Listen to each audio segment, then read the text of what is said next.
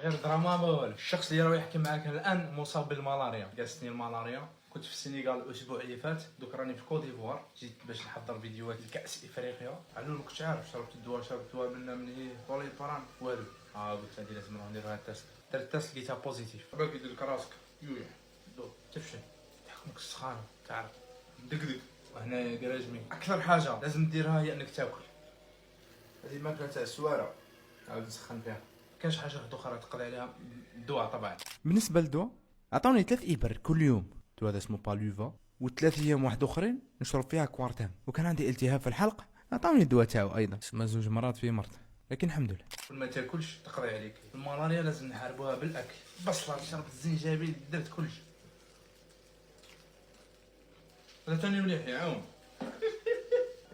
الحمد لله كل حاجه صار للانسان في الدنيا هذه لسبب، والاهم في كل شيء انه ما لازمش